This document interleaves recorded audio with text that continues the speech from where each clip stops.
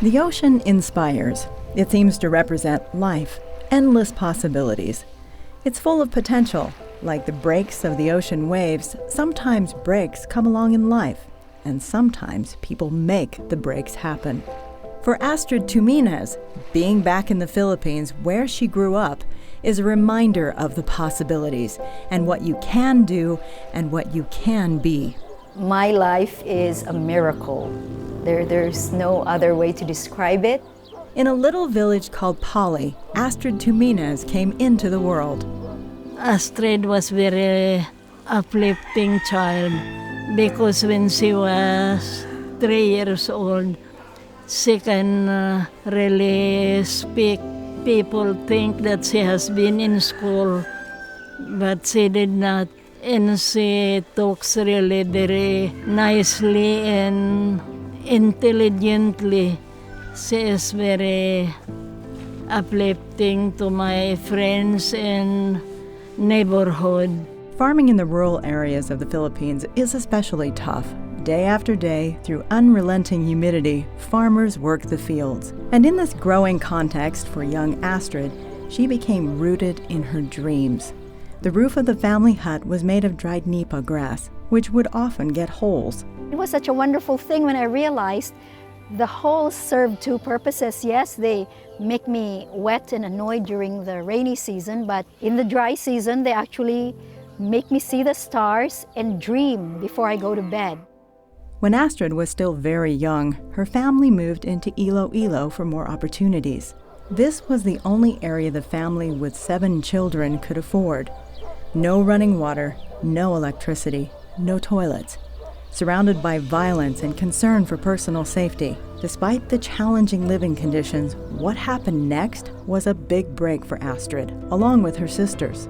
We were found by the nuns, of course, of Colegio del Sagrado Corazón de Jesus. They were slumming, so to speak. The school was starting a pilot program to help kids in underprivileged areas become educated. This is Sister Elvira, of the Daughters of Charity. She fondly remembers meeting Astrid more than 45 years ago.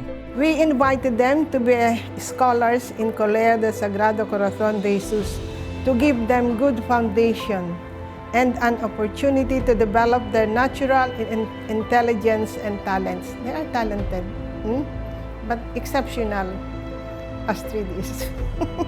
It's wonderful to kind of walk down these hallways and see the journey now a little bit differently. This school was a magical place because this was a place of discovery, this was a place of learning, this was a place of culture. The culture and seriousness of the school provided new waters for Astrid to navigate outside the slums. But she was behind. She didn't know how to spell her name. She kept getting zeros on quizzes and thought those were good scores. And she was placed in the last row, last desk, because her skills were so lacking.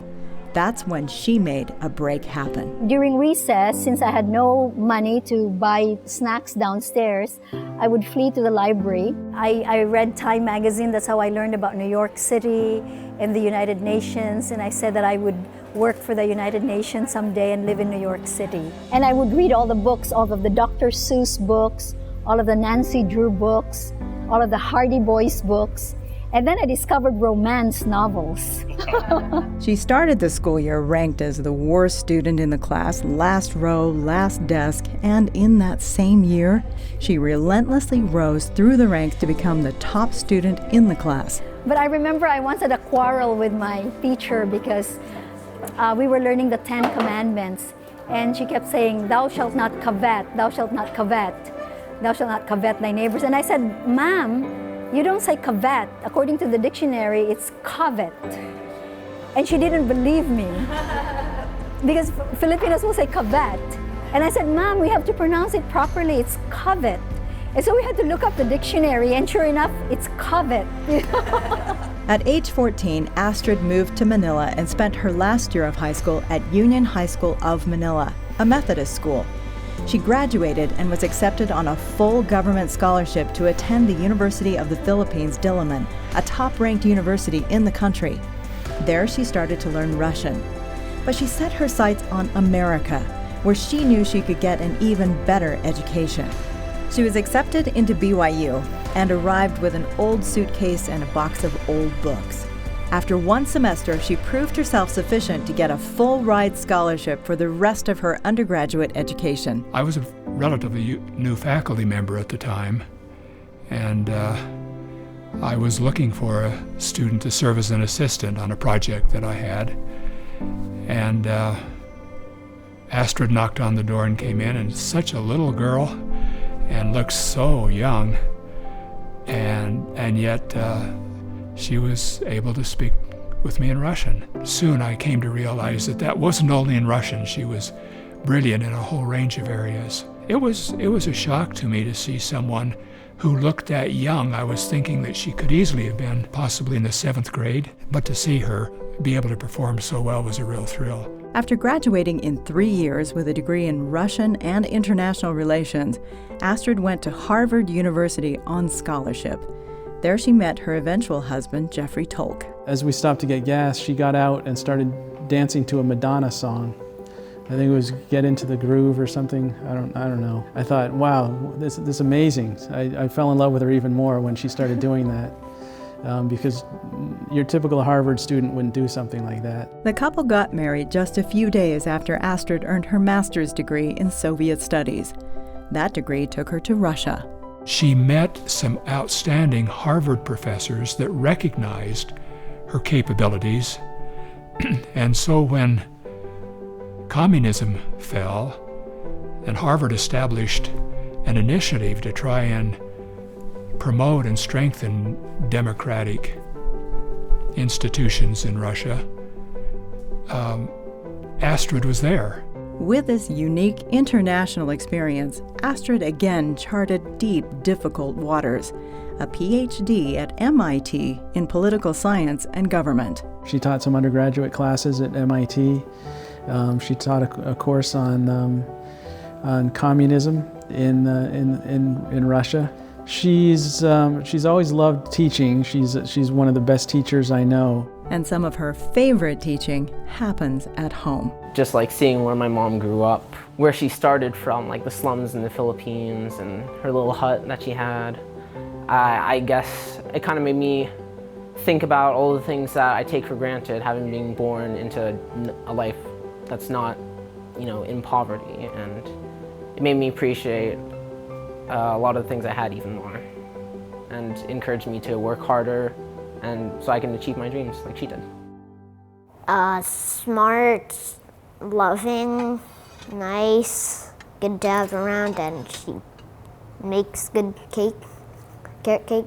After Moscow and MIT, she worked a total of 13 years in New York City for Carnegie Corporation, AIG, and the U.S. Institute of Peace. She and her family also lived in Hong Kong for 3 years.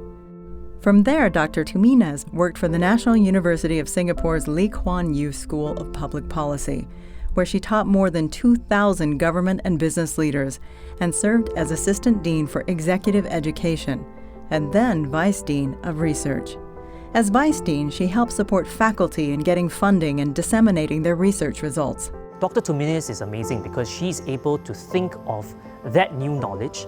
How can that new knowledge that can be applied across different fields and bring different disciplines together to solve a particular problem or to look at a particular topic from different perspectives. So I think that's very creative because it breaks new ground. She sees academic fields as porous and can be integrated, so I think that's very refreshing. She left the university to become Microsoft's Regional Director for Corporate, External, and Legal Affairs for Southeast Asia. In this position, she led a team supporting 15 countries. She's incredibly positive, she's incredibly fun.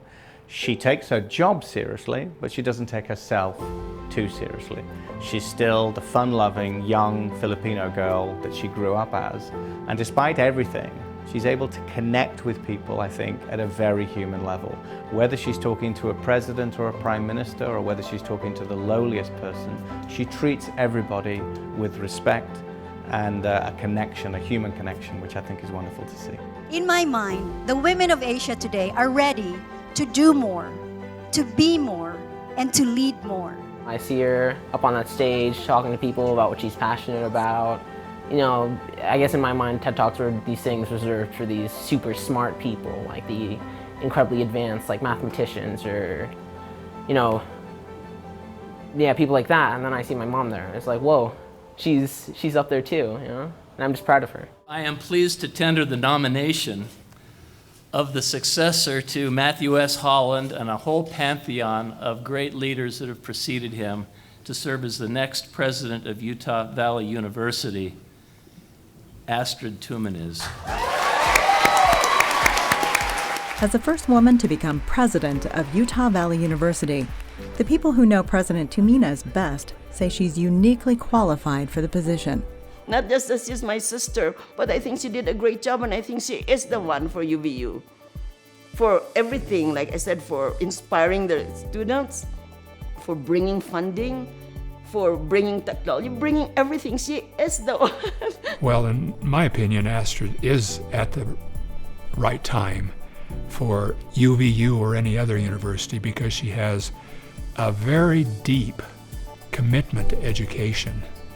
And she likes the idea of there being educational possibilities across a broad range, including vocational. That appeals to her very much. I guess what I admire most about her is that she's remained humble throughout this whole, throughout her whole career, and more importantly, she's caring about people who are maybe haven't accomplished as much as she has, but people who are less fortunate than she is. In the vast ocean of possibilities and potential at Utah Valley University, President Astrid Tuminez understands that education is the big break in life. It can change your understanding of yourself and show you that your potential is limitless. And no matter your background or circumstance, education frees the human spirit. She's living proof of that. My hope is that we think of UVU as a magical place where wonderful education can happen and our imaginations can run away with the things we want to do and the things we want to be.